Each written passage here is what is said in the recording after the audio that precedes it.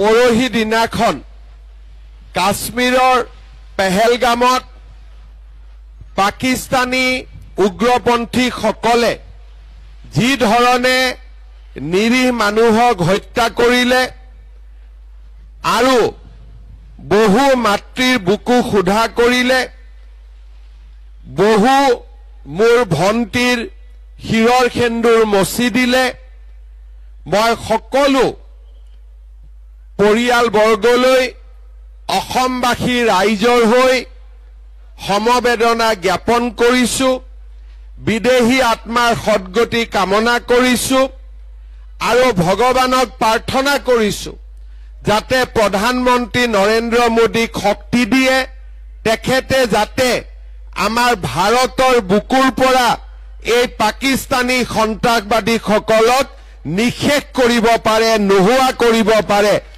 আৰু আমাৰ ভাৰতত পাকিস্তানে যাতে কোনো কাৰণতে সন্ত্ৰাসবাদ চলাব নোৱাৰে তাৰ বাবে কঠোৰ ব্যৱস্থা গ্ৰহণ কৰিবৰ বাবে মোদী ডাঙৰীয়াক যাতে শক্তি দিয়ে। তাৰ লগে লগে মই প্ৰধানমন্ত্ৰী ডাঙৰীয়াক আহ্বান জনাম যে তেখেতক ভগৱানে আৰু শক্তি দিয়ক, পাকিস্তানৰ লগতে আমাৰ দেশৰ ভিতৰতো যিবিলাক পাকিস্তানৰ দালাল আছে সেইবিলাকো যাতে মোদী ডাঙৰীয়াই খতম কৰিব পাৰে, শেষ কৰিব পাৰে।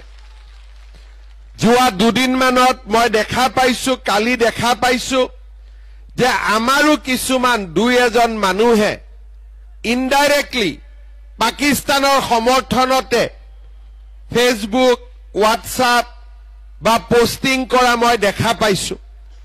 মই এটা কথাই ক'ব খুজিছো যে অসমৰ মাটিত থাকি যিসকলে পাকিস্তানৰ দালালি কৰিব কাকো আমি এৰি নিদিও, এই কথা সকলোৱে মনত ৰখা উচিত হ'ব।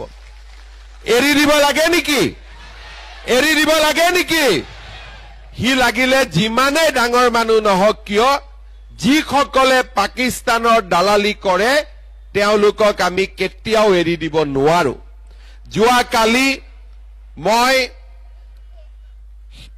গোলাঘাটত আছিলো, যোৰহাটত আছিলো, তাতে মই সাংবাদিকক কৈছিলো যে আমাৰ অসমত কংগ্ৰেছ দলৰ 3জন সাংসদ আছে, ইয়াৰ ভিতৰত এজনে আটাৰী বৰ্ডাৰ দি গৈ পেলাই পাকিস্তানত 15 দিন চৰকাৰক নোকোৱাকৈ থাকি আহিছে, তাৰো ৰেকৰ্ড অসম চৰকাৰৰ ওচৰত আছে। আৰু এই ধৰণৰ ব্যক্তিক আমি ক্ষমাও নকৰো আৰু এনে ব্যক্তিৰ বিৰুদ্ধে আমি কঠোৰৰ পৰা কঠোৰতম ব্যৱস্থা ল'ম, এই কথা আজিয়ে মই ক'ব বিচাৰো। শ্ৰদ্ধাৰ ৰাইজ, মোদী ডাঙৰীয়াক আমি শক্তিশালী কৰিব লাগিব, অমিত শ্বাহ ডাঙৰীয়াৰ হাত শক্তিশালী কৰিব লাগিব যাতে আমাৰ ভাৰতত আমি এক নিৰাপদ পৰিৱেশ সৃষ্টি কৰিব পাৰো, সকলো ধৰ্মৰ লোকে মিলাপ্ৰীতিত থাকিব পাৰে আৰু সকলোৱে মিলিজুলি থাকিব পাৰে।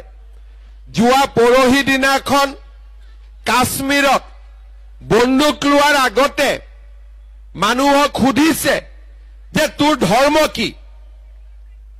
আগতে কেতিয়াও সন্ত্ৰাসবাদীয়ে ধৰ্ম বিচাৰ কৰি মানুহক মৰা নাছিলে। প্ৰথমবাৰ আমি দেখিছো যে কোনোবাই যদি কৈছে মই হিন্দু, নিজৰ পত্নীৰ আগতে গিৰিয়েকক গুলি মাৰি হত্যা কৰা হৈছে। আপোনালোকে একেদিন টিভিত দেখি আছে। কি হিন্দু হোৱাটো দুখৰ কথা হ'ব পাৰে নেকি? আজি ভাৰতবৰ্ষত 5000 বছৰৰ পৰা হিন্দু আছে, চন্দ্ৰ সূৰ্য থকালৈকে হিন্দু থাকিব। এই হৈছে সত্য আৰু চিৰন্তন সত্য। আজি আমি যদি সন্ত্ৰাসবাদৰ ভয়ত কাশ্মীৰ যাব নোৱাৰো, সন্ত্ৰাসবাদৰ ভয়ত যদি অসম আহিব নোৱাৰো, উত্তৰ পূব যাব নোৱাৰো, তাক আমি কেতিয়াও মানি ল'ব নোৱাৰো। আৰু সেইকাৰণে সন্ত্ৰাসবাদৰ বিৰুদ্ধে আমি হিন্দু মুছলমান সকলোৱে একেলগে যুঁজিব লাগিব ভাৰতত সন্ত্ৰাসবাদে যাতে মূৰ দাঙি উঠিব নোৱাৰে তাৰ বাবে সকলোৱে আমি একেলগে কাম কৰিব লাগিব